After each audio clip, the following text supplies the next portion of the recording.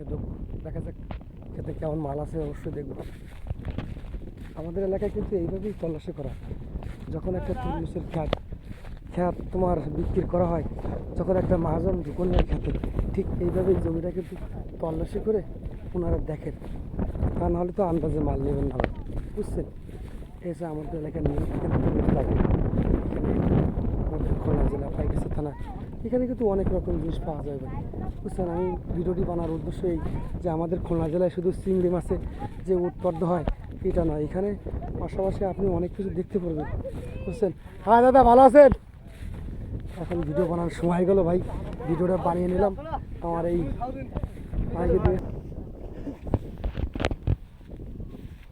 কি ভাই এত সময় ধার দিকেছেন? ওই পিছনে আমার বিয়ে আছে, ভয় দিলে পাটের সমস্যা আছে ভাই। বিশ্বাস হয় না? রাজা ফকির ভাই, অবশ্যই লাইক শেয়ার কমেন্টে ফলো দিন। রাজা ফকির ভাই পাশে থাকবেন, দৈনিক যদি সাপোর্ট দরকার হয়, অ্যাক্টিভ বন্ধু রাজা ফকির ভাই, ভিডিওটা শেয়ার চাই। ধন্যবাদ।